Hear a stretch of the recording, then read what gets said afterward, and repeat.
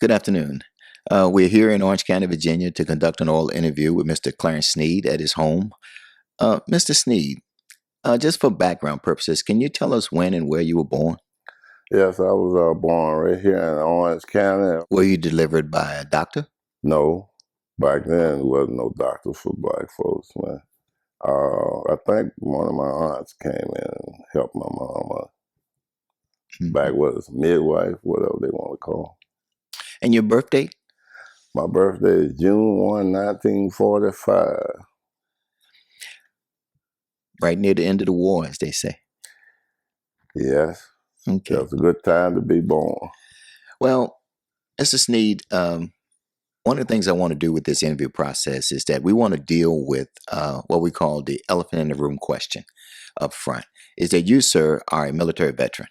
Absolutely. And I believe that the time you served, you were in the Vietnam War. Yes, it was. And so I want to ask you, what was your impression of leaving the small town of Orange, Virginia, and going to Vietnam? Well, my impression for leaving Orange, it was the inaugural stage of me just being inducted into the military. You know, I had to leave. I had never been anywhere. I was just a kid born here, and that was it. You know, and I think that I went to Richmond, and from Richmond they shipped us to South Carolina. I had no idea I would ever see South Carolina, but then I stayed there a while. Then they moved me from there to Georgia, where I ended up at Fort Gordon, Georgia, for my basic training. So I stayed there and took basic for 8 weeks. And then after that 8 weeks training, they shipped me back to South Carolina, back to Fort Jackson for AIT. Now I'm an infantry soldier, and I wasn't started off being an infantry. I volunteered for that, but I was supposed to be a clerk, a company clerk. Well, I didn't know nothing but no typing, and I'm not going to sit up here and pick a peck on no typewriter all day. And my second MOS that I had put down for was the infantry. And so they didn't mind kicking you on over in the infantry if you volunteered to go. So that's where I took AIT for that. And then after that, one of the greatest experiences I had was my first airplane ride, which was a little Nervous. more like scared. Okay. Okay. And so I went back. They flew us down to Atlanta. Then I got on a bigger plane. Now I'm really frightened of this big monster. And they flew us out to Kansas, and that's where I pulled my rest of my time, Fort Riley, Kansas. But then I went to Nam with the division And what unit in were you in? '65. What was the unit? First of the 18th Infantry, all black, All black unit. Civil War. It was all black infantry unit, 18th Infantry. Okay, so that's historic within itself. Yes, sir. And so this is still 1965? 65. I did everything. That was 64 when I got sent out there. See, I took my basic and I went in service in 63. 64, after I completed all my basic trainings and AIT, then I went to Fort Riley in 64. Then I pulled that time on through there on through 65 when they sent the whole division to Vietnam in July of 65 under President Lyndon Johnson.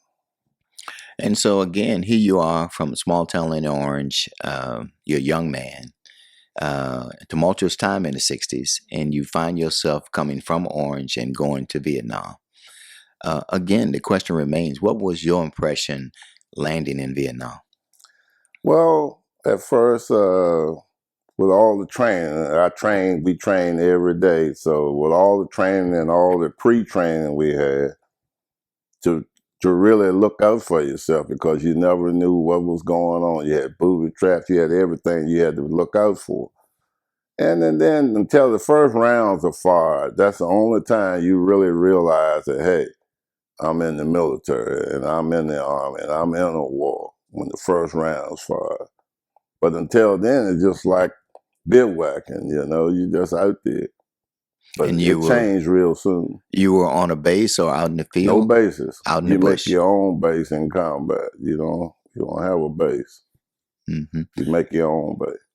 And so you're in this conflict, and one of the first things you end up having is friends.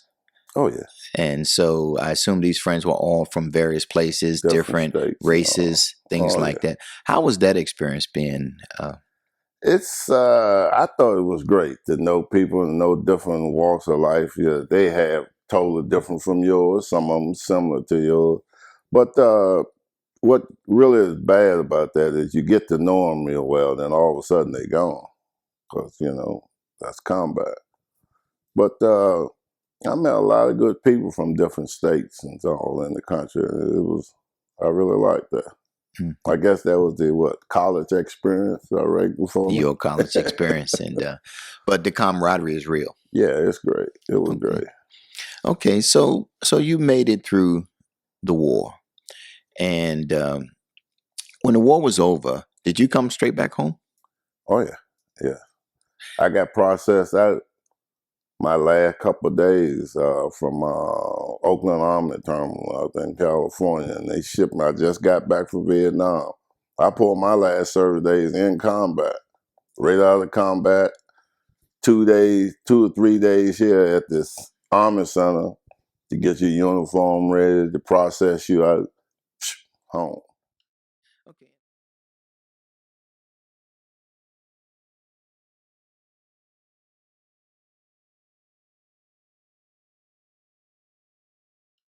Okay, and like I said, we wanted to kind of talk about that a little bit because it is the elephant in the room question, and Hmm. so I appreciate your time on that subject. But let's go back a little bit, because as you say, then and now, the kind of story starts in Orange. Right, You told us about being born in the town of Orange. right.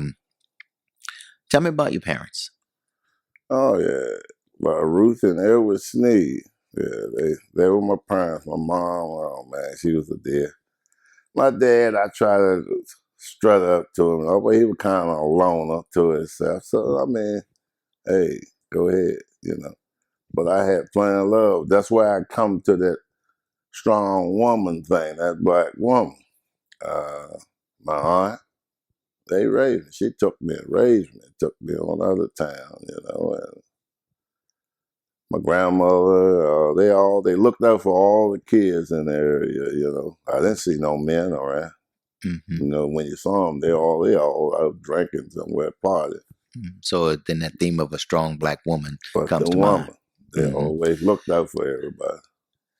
Well, as we said before, we talked about, I think you told me early on in the pre interview session that the women of Orange County is why we survive. That's right. And so that's a testament to there. That's right. Okay. So, again, now you talk about your mother, Ruth, Oh, yeah. and her maiden name is Carpenter. She was a carpenter. Right. And tell me about the Carpenters. Well, I had a few uncles, Edward and Virgil and Robert and William. I didn't get to meet him but once in my life, but the others I got to meet. It was a little small people, little bitty people, man, but they were nice. That's great people. We're from Madison County. She was. Uh, my dad right here in Orange, Willis Snead, which is his mother, which is my grandmother. And I think his dad was Rock Ward. I think that was his name. So that would be my grandfather on my dad's side, Hmm. which I never know. I didn't get to know him. But I did get to meet Miss Grace Ward, which was Rock Ward's mother. Interesting. So she was a real nice little old lady. She was just as nice as she could be. And I met her when I was younger, coming on up, which was my dad's grandmother. Hmm. Miss Grace Ward was his grandmother. Wow. So that makes her your great grandmother.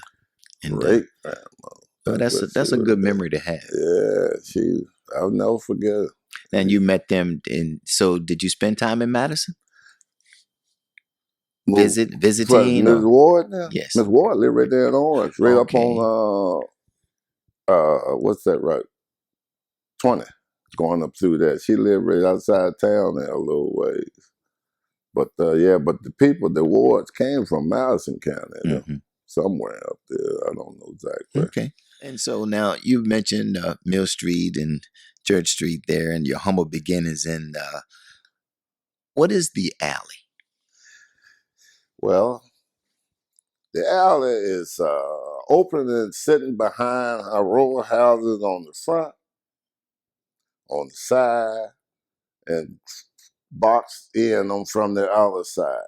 Now that alleyway held, let me see, one, two, three, four, five different families, parts of the family.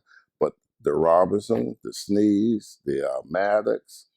Then on the other side over there, you had the Shermans, the Washingtons, but it all boxed into this alley. And you had two entryways in between. And that was our cut, man. And that's where we grew up. Everybody grew up right there with family and all. So Mill Street and Church Street in the village of Yeah. is that's up in the alley. In other words, that was the black section of Orange County. Hmm. You didn't have to go up Church Street because you could walk up the railroad track and come in on the backside, and you'd be right there. Those people, which was all black in those little areas, they kind of looked out for each other. Well, you told me about that environment, and these houses, or some of the older houses in Oh Orange, yeah. did they have electric or plumbing? Nah, they had electric, but the plumbing was Hmm. very bad in there. But they did have plumbing, Hmm. but it wasn't.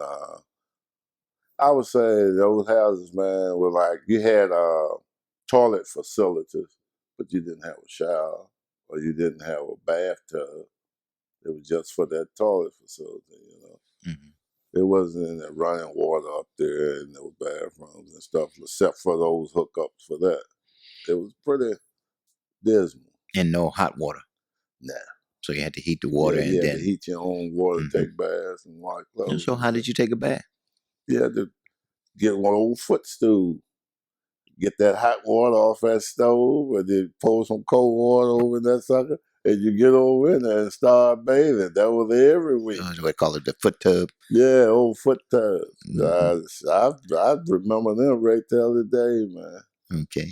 Absolutely. Well, that's what they call humble beginnings, right? Oh yeah, that was survival of the fittest, man. Yeah, that's the way it was, and you learn how to. You a Marine? What you do when things? Improvise. Thank you, sir. Thank you, sir. Well, I appreciate you saying that, sir. So now that's your home environment, and so, but as I recall, the place down there in Mill Street area, it's a village. So your neighbors and your friends and your childhood friends, what was that like? All the adults were your parents on Mill Street, starting all the way down at the end where Mr. Long, Mr. and Mrs. Long lived, my Aunt Rab, on off to Mr. Billy Ware, Mr. Graves, Miss Helen, let's see, what was Miss Robinson. Robinson? Miss Helen Robinson, my Aunt Ora, Rudy Snead and all of them. Miss Sadie back right there in the cut, Miss Sylvia Turl, then Ebel, then where my mom them stay. So that's the whole street of the people that lived on that street. So it takes a village to raise a child. It takes the whole village. And you were popular? I wouldn't say I was so popular, just like all the rest of the kids. Hmm. I'm one of the kids. I tell you what, everybody knew everybody. A You know lot what of I'm kids too, saying? A right? lot of kids, but everybody knew everybody. They knew who kid you were too. Hmm. And that was, well, I was pretty much kin to all of And the reason I ask that way, because sometimes the children, you're not aware of your economic status. them. Right, You're just a child. right. So did you enjoy your childhood? I enjoy it because far as a kid growing up there, all play was all we were concerned about, something to do. But the older boys and all, they started thinking about work. try to get a job or something. But hell, I won't think about no work. I didn't have to work. I ate regular and I had clean clothes until I got outside. And that was the end. As soon as I hit the dirt, I'm gone. Yeah. But no, I never thought about. It's one thing because they didn't make any money back in those days. The people, man, didn't pay them nothing. We used to worry our parents for something, this or that. But after I got older, I found out the reason why I couldn't have certain things or couldn't get certain things. Because they just didn't have it. They wasn't getting paid anything, putting in long hours and don't get nothing for it. So I figured that out and I stopped bugging them for stuff. Mhm. As long as I can eat and have somewhere to rest my head, that's good enough for now. But I knew once I got 18 years old, I would go. Mhm. I Mhm. knew I was waiting for that day to ship out. Well, they say the hardship is a great motivator. Yes, well, I wasn't living that hard because my aunt and uncle down in the country, they gave me what I had to have to live. I had clean clothes, I had plenty of food, I was warm, had a fan there in the summertime. So, I grew up about as well as you're going to be growing up at that time. But once I left here and went in the military and all, I thought it was a whole different world out there compared to what I was living And under. so now you're moving on. You're a younger kid, older kid, excuse me, and you start to go to school. And you go to Uh, school. Where did you start school at? Started at Old Orange Grade School up on the hill there. What's that, Bowling Lane? Bowler's You go Lane. all the way up there. Mm-hmm. Yeah, we used to walk to school. Mm-hmm. Yeah. And I stayed there through the fourth grade. Through the fourth grade, Right. and that was a segregated school. That was just all black. Mm-hmm. Yeah. Okay, then they rerouted or restructured the county line or whatever, and I ended up then having to go to Lightfoot, In Unionville. right? Mm-hmm. Finish out fifth, sixth, and seventh grade. Interesting. And Okay. it was a long ride to school, man. I lived on 629. You had to ride all the way to Lightfoot, then get on another bus and go all the way to Rapidan over on 15 to college, high school. Yeah, your high school years. And Yeah. So so when you were at the Orange Graded School, do you remember the teachers or? I remember some of them. Mm-hmm. I remember Miss Elsa Johnson, Mm-hmm. one. I remember another lady, I think my third grade teacher was a Miss Brown from somewhere, but I can't remember where she was from. I always remember her. There was another teacher, Miss Woods, Miss Beatrice Wood, and Miss Snead was the sixth, seventh grade teacher. Mm-hmm. I remember this. It was just a full-run building Mm-hmm. for all the grades Mm. because it doubled up in a lot of the rooms. Were you a good student? Yeah, I think I was fair. Yeah, I'd be upset with a C. Well, that's good. Back then, I would be upset with a C. Okay. Okay. It was an ongoing competition between you and your little buddies trying to get good grades. Did you have a favorite subject? I like history. I still like history right today. I love history. But one of my best buddies at the time was Rolf Kelly. We was in classes together, me and Skip. And we always see what you get and what I got, on those papers. Him and I and Tom Ray Brown, we three Mhm. musketeers. Yeah, Mr. Kelly is always regarded as a good academic. He's very, very intelligent, Hmm. very intelligent. Hmm. Yeah, Also, one of your fellow Vietnam vets. absolutely. Yes, sir. Also a jarhead. Yes, sir. Of course, you know why I brought that up. So That's why you brought it. now, Mr. Snead. So in these days, the school was segregated, so that means the community was segregated. Right. And so, when you're traveling throughout the town, how did you deal with segregation as a kid? Well, I didn't pay it any mind. I really, at that time, I didn't even know what the word meant. All I knew where I lived, all them white folks. I didn't know about them. And as a kid, the Cedricks, Rodney and his brother and all, I used to go up behind that building to play basketball when I was a kid. him, Rodney, and I didn't pay no stuff because my uncle worked for HB. Hmm. So I would go up there and wait for him in the afternoon to go home. And I didn't have no problem with it. I, Hmm. all the guys and people that I knew, I got along with them fine. And you know. And so you make it through your early school years and you start to get to your teenage years. And so in our pre-interview session, we talked about your introduction to the game of golf as a caddy. Whitbur, stand on the corner and get picked up by somebody who need a caddy for that day, and you go out and carry his bag, and right then and there, I knew I could outplay the person I was carrying his bag for. Shoot, man, was walking up here, the guy couldn't hit out of his own shadow, but as long as he paid me, I carried his bag. At least I didn't have no problem keeping up with his ball. So did you learn the game of golf from being a caddy? I learned the concept of watching. I used to watch them play and see what they were trying to do. Hmm. But at that time I was a baseballer, so how hard can it be to hit it?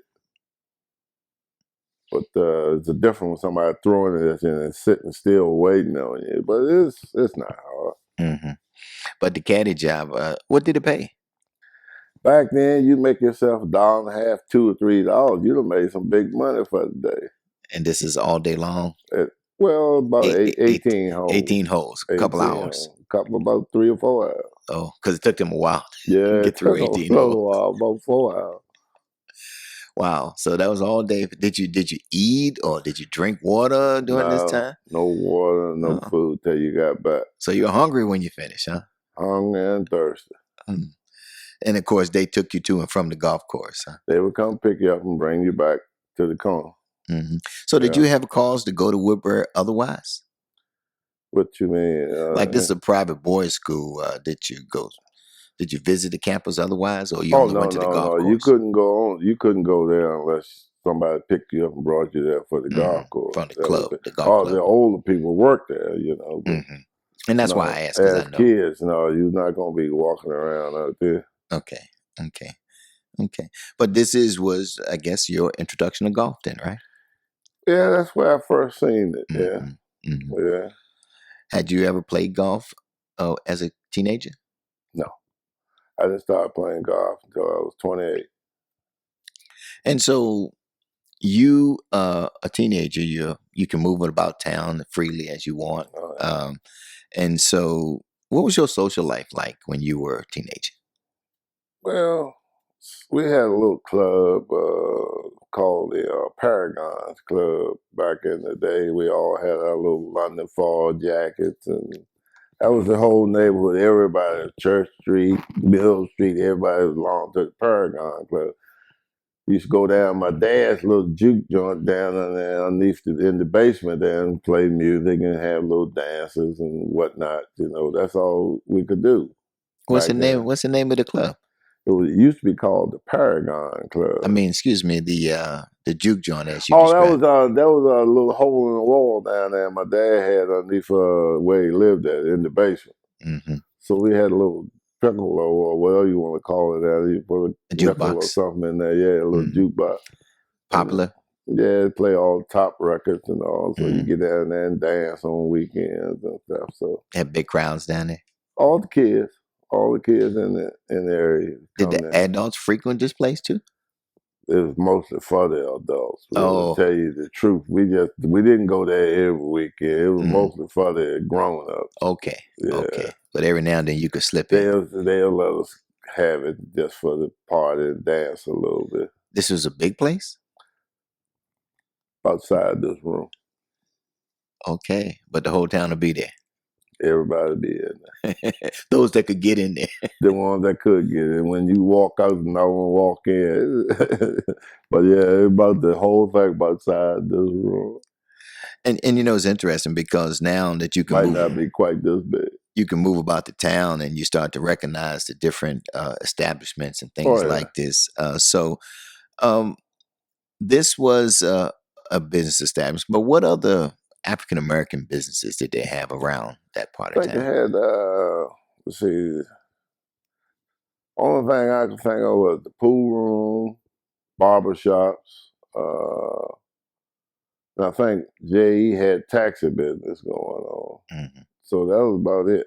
Mm-hmm. Then you have a few private entrepreneurs too, like Mr. Carl Jones, Mr. Hart Scott. They had their own particular cast, Mm-hmm.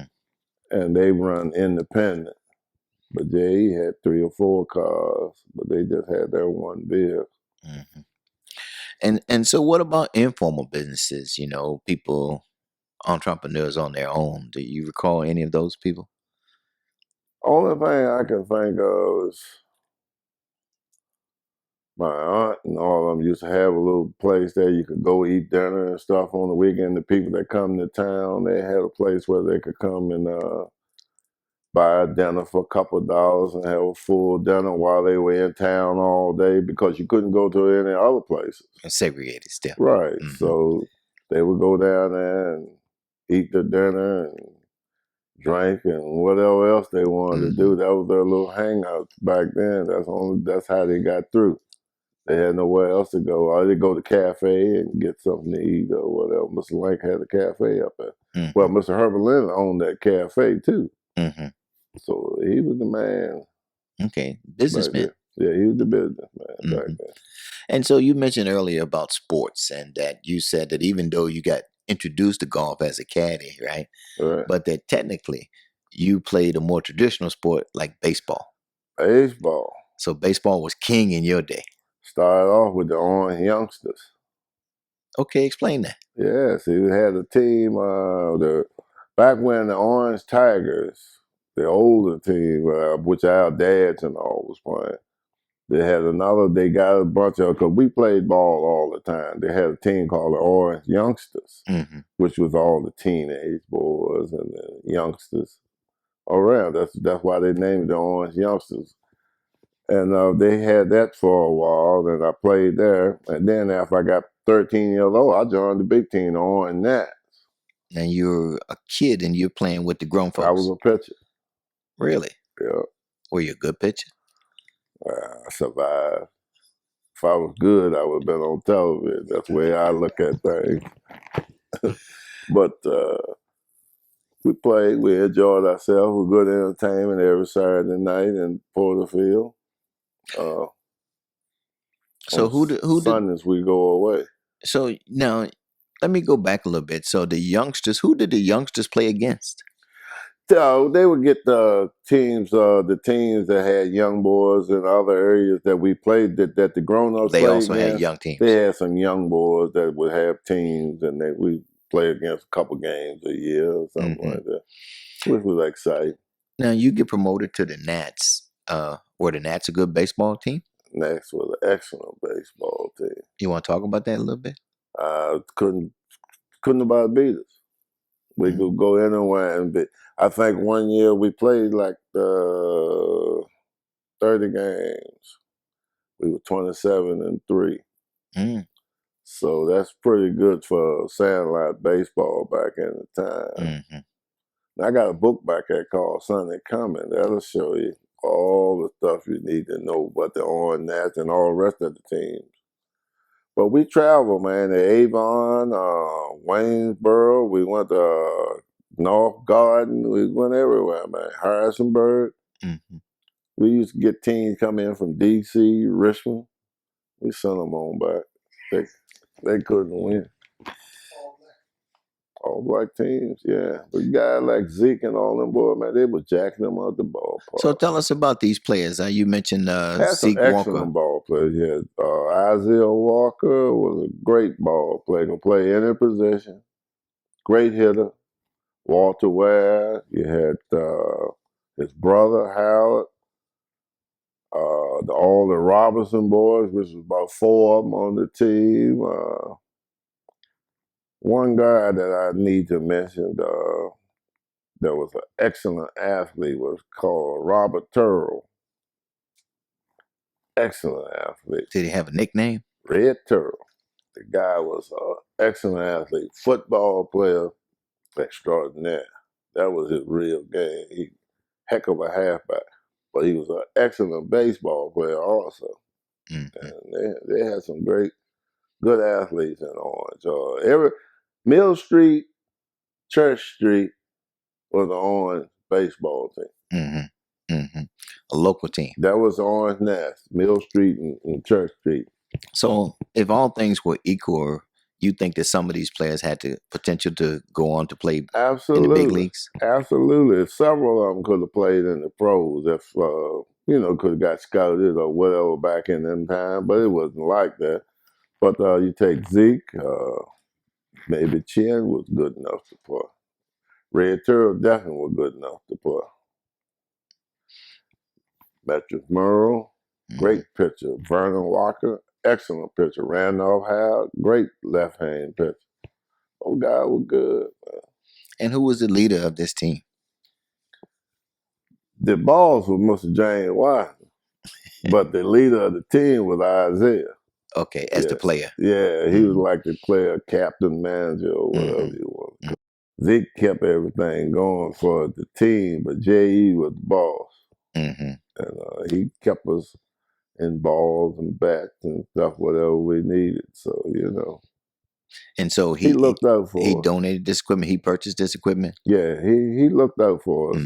He gave us something to do, and which we always be grateful for that. Okay, so now high school. What high school did you go to? I went to Carver, George Washington Carver. I was on 15 Rapidan. What years were these? Now you're getting on my old computer here. I think I started out there at 58. Oh man, I don't know. It was a long time ago. It was a long time ago. Back.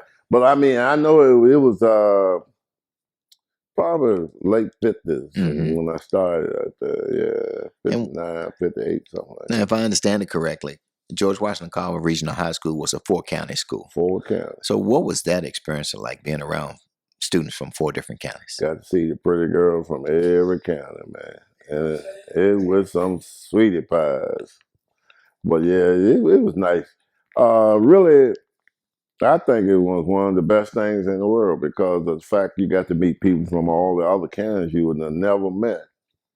And you know them right till the day that it's nothing to say, hey, so and so and so, because you know them. You grew up with them from 4 different counties. You know these people. And I think that was great.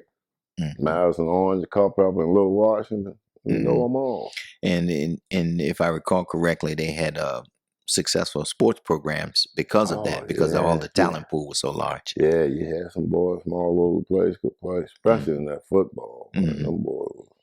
Did you play football? One day. It wasn't your sport, huh? One for me, man. It's a little too rough for the old, with basketball season coming right up behind it. So you really were a basketball player? Basketball. Yeah. Were you a good basketball player? You don't want to toot your own horn, right? So, yeah, so. But I enjoyed it. And then into baseball, which is, I don't call baseball like I do the other sports, because baseball was, if you grew up in Orange, baseball was your main sport.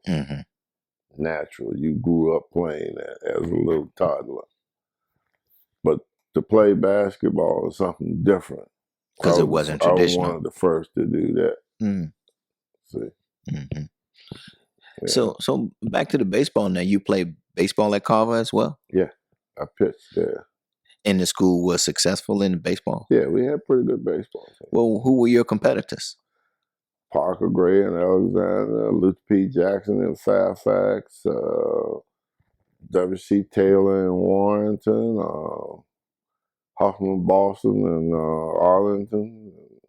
Those up there. Then we'll play Maggie Walker Armstrong in Richmond, Burley.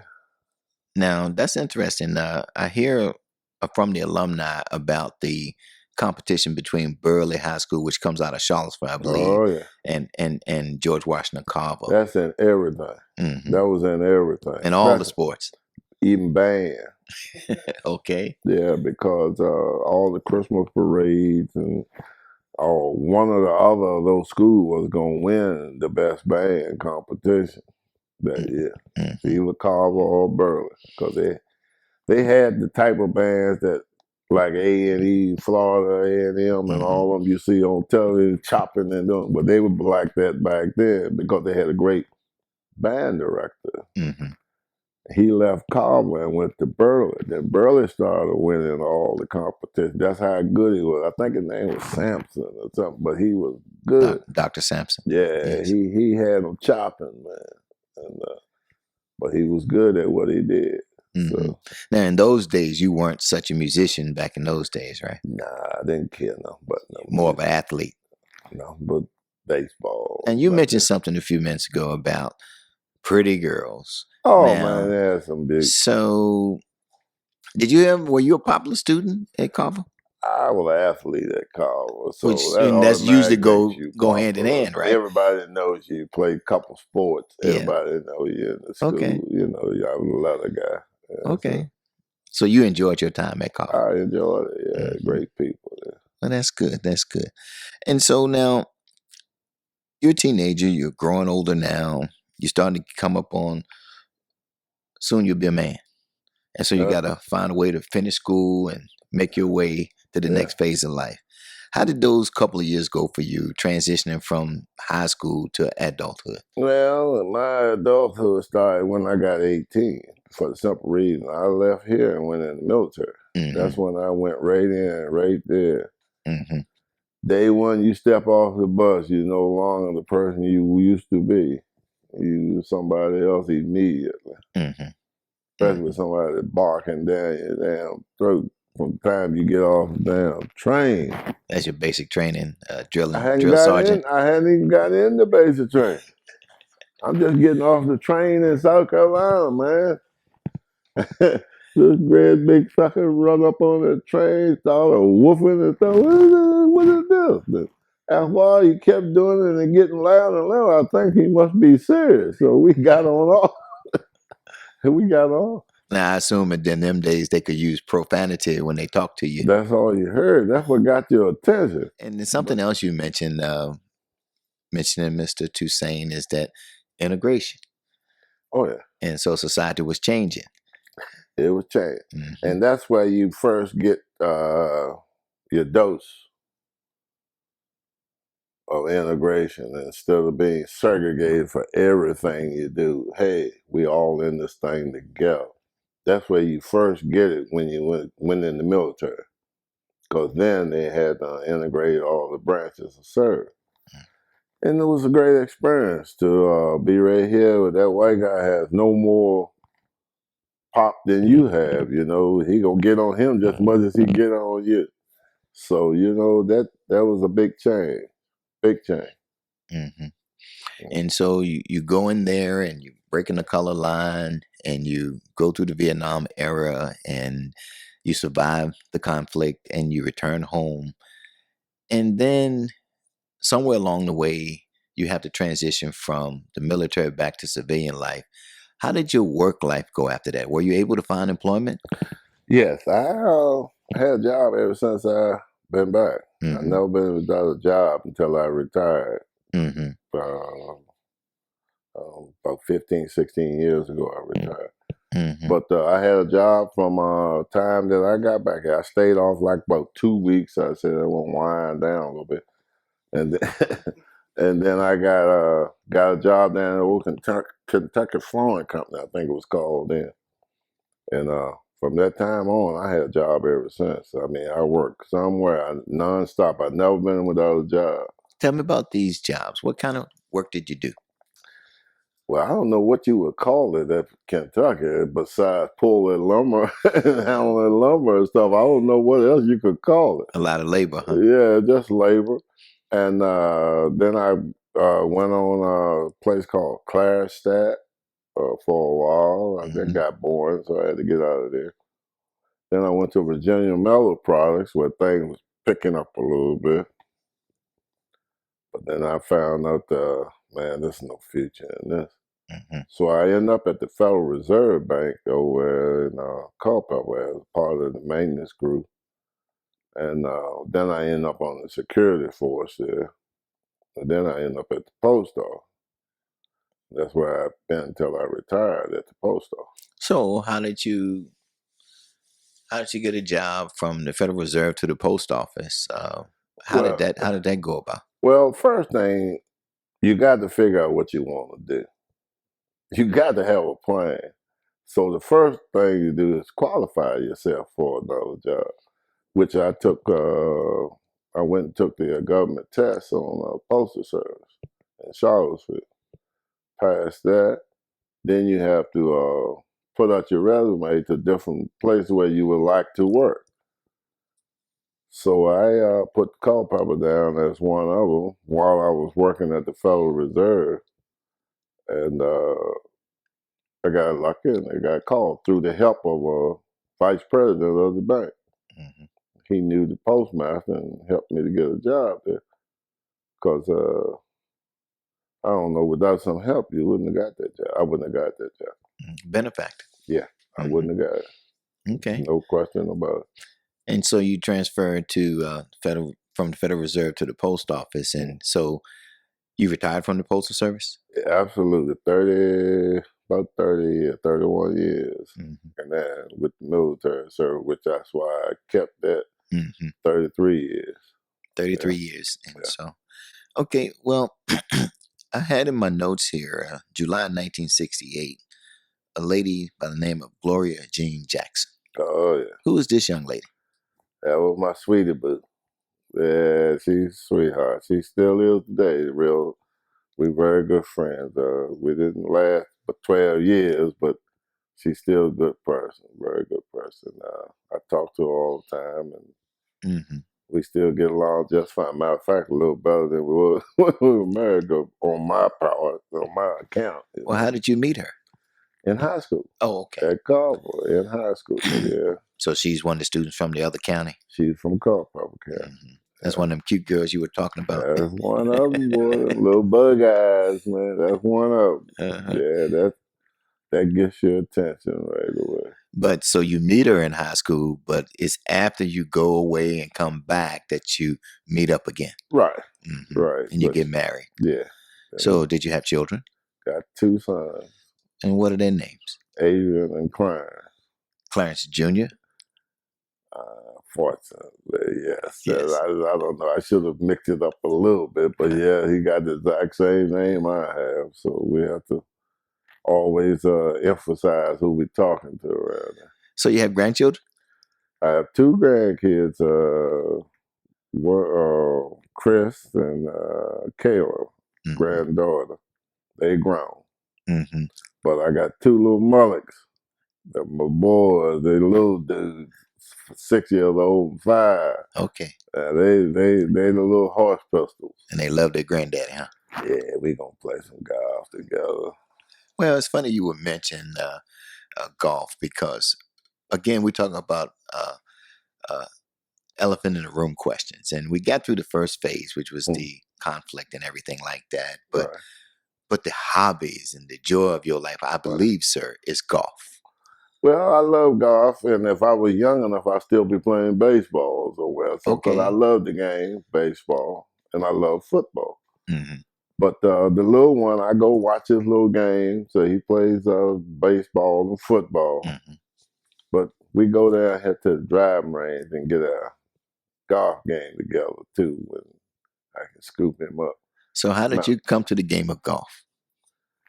love golf, man. It's just the fact, all you got to do is hit one. I could carry you out right now and let you hit a couple balls. You'd be hooked. Hmm. You'd be hooked. So what took you to the golf course? Not as the caddy, of course, but as a Well, player. what really took me there is the fact that had a little wager with a guy that I could beat playing golf because he had already been playing. I said, well, man, I can go out there and play you. That golf game ain't that hard. So I went and bought me a set of clubs and went out and challenged him. Well, of course, he beat me all the because he had been playing for years, but yet and still I really fell in love because I wanted to get better at it. I don't like to lose. So I worked at it and beat ball, and got good enough. I come back till I got it. So what age were you when you started playing golf? 28. I was Okay. 28 years So old when you're I still started. physically in good condition. Still, yeah, I was still young enough Hmm. to get it Had a going. good eye, Yeah, I hand-eye could hit it. coordination. Yeah, I could hit it. Okay. So now I you don't mentioned really. before about playing baseball and which also requires good hand-eye coordination. Same So swing. you find that there are obvious similarities between the two sports. Absolute the same Hmm. swing, the same motions, everything the same. So whether you knew it or not, you were You already just getting got to prepared know for how to golf. redirect it, huh? You were already getting prepared for golf then. I already knew I could hit it Hmm. from the way I play baseball. The same thing, the same technique to hit a baseball. It's the same techniques you use to hit a golf ball, And, horizontal and vertical. and so the game of golf. Now you know something about the history of golf probably, and A little bit, you do know that that's one of those sports that sometimes is being driven by your economic condition, being able to afford to play the sport. absolutely. And so, but there were some African Americans who played golf before. What do you know Oh about yeah, the history of golf? you had guys like Joe Louis, the great boxing champion. Oh, they've been playing golf for years. You had guys like what the oh man, he was good. He could have played on tour. You had Charlie Sifford, uh, Hmm. first black to play on PGA tour. Lee Elder from right there in Washington D.C. Hmm. on PGA tour.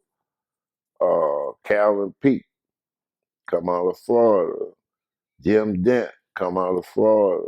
Yeah, those boys they played on the tour. Then you got Chuck Thorpe right there in Goldsboro, North Carolina. That's where he's from. Jim Thorpe, I mean, Hmm. Chuck's brother. Chuck played on the other two. But those guys played out there.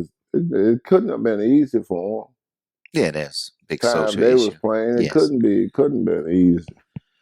I remember when I first started to play, it wasn't but one place that I could go and play. That was South Wales. Where is that? That's you go up 229 and call Purple like you're heading toward Amosville up that way. Hmm. And South Wales was the only place that I could go and play. But fortunate enough that they had a pro there that didn't care what color you were, as long as you behaved and act like you're supposed to act, he didn't care what you did. So that was great.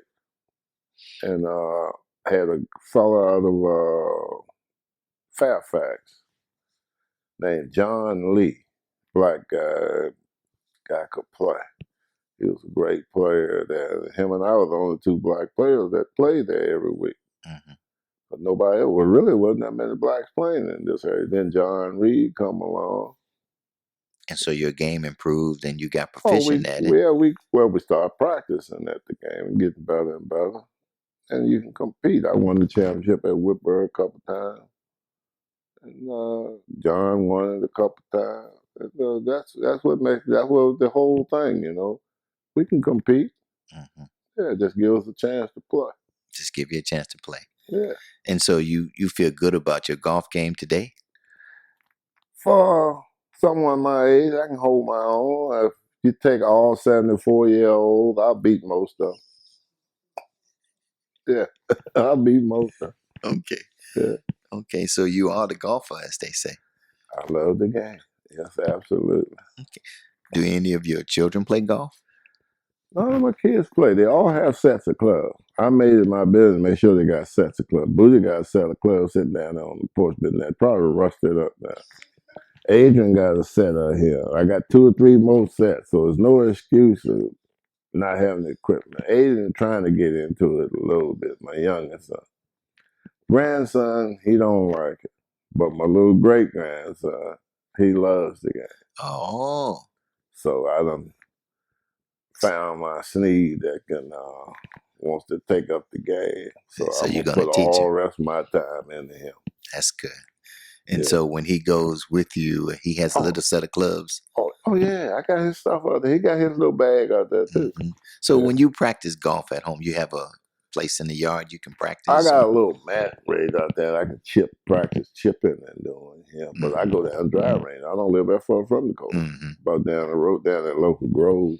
I hmm go down there and hit ball 2 or 3 times a day in the summertime. I used to see you when you worked at the post office in the mornings, Oh yeah. and you were doing extracurricular things outside, trimming hedges, whatever you were doing. But Oh you yeah. always had a entourage around of older men, seemingly out there to go to the post office, but really they want to talk to you about golf. Talk and go. Hmm. Yeah, because I played with all these guys. I Okay. played with them, and beat most of them. But that's one of the reasons. But I played with a lot of guys. I enjoyed my time as a member at Woodbury. Real nice out there. They have a good club for us. The people who belong to the club that to play golf. They're pretty nice, and I enjoy. I was a member at Green Hills Country Club up at Mountain. I would still be there if it weren't for the fact it's just too far to go as much as I want to play. You see what I'm saying? Just too far to drive. If I lived in that area, it'd be great, but driving up there every day, I can't. I don't want to do that. Just to play. Just to practice, Mm-hmm. be around, just to be around the game. When I can run right down the road, got with 2 or 3 golf courses right down here, Lake of the Woods, Mm-hmm. Rapid Dad, and Meadowfarm. Well, I noticed that you mentioned a number of great golfers, quote unquote African American golfers. Yeah, I'm on to that, but I But know some of the white ones too. one of the things I was curious about is you did not mention some fella by the name of Tiger Woods. I'm holding off on that because he's not finished yet. Okay, I like the way you put that. Yeah, holding off on. He's my main man, but I just let it go. When he get to that number 19, then we have something to talk about. But he's a good golfer. Probably the best ever. Hmm. He's the GOAT. Hmm. He's But the you want GOAT. him to finish the course. I want him to finish. Okay, all right. Well, Mr. Snead, we appreciate your time, and now here you are, 74 years old, All right. aging gracefully. You're still the golfer, 2 grandchildren, 2 great grandchildren, with the oldest one taking up golf. And you're retired from your work life. Oh yeah. So you have a reasonable portion of health, right? Oh yeah. So if you have to think about the then and now of your life and lessons learned, what are some of the more important things you've learned over these 74 years? Well, I tell you what, I learned one thing that everybody should try to achieve as much education as they possibly can get. Not for the fact to please someone, but that's what it takes to be successful. You got to know, and you got to have it. See, education is it gives you a variety of stuff going on up in that computer in your head. But you see, when I hire you to come to work for me, is I'm not hiring you because you're already a professional at what I want you to do. Do you have the capacity to learn what I want you to do? And a good education shows you that a person can learn. That's how you get these jobs. So everybody knows, I don't care what job you go on, you don't know the job when you get there. You have to have the mind capacity to learn quickly, Hmm. most Hmm. probably quickly. But yeah, if you don't have the brain capacity to learn, then what good are you to me? I can't pay you just to sit here and look at you. Don't Hmm. get mad at that man because he went to college and got a good education. See, when he goes to college, that taught him how to learn. So now you might be just witty. You could just pick up stuff like that too. But he gonna get hired before you get hired just because of his background and education. And you got just as much knowledge as he does about it. Hmm. And probably could learn it better or quicker.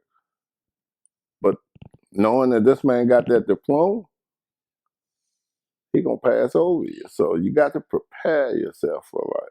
You got to be prepared. Okay, And the education gets you there. so education gets you there. Okay, sir. And if my last note here says that you have a birthday coming up on June the 1st. Absolutely. Okay, so that Yes, should be sir. a big day. You Absolutely. That looking could be forward to that? another year I'm not gonna drink. Okay, well, No alcohol. we want to thank you for your time, and No we problem. appreciate all the No things you told problem. us today. You have given us the opportunity to allow you to control your own narrative, and that's Right. what's important to us. And so, one last point here is that, in your humble opinion, was this interview process worthy? Oh yeah, I think it's great. And what will even make it even better if down the road some of my siblings on down behind me will be able to see this or at least hear it or something. That's what it should be about. And which I was telling you all the day, that's the great part about it.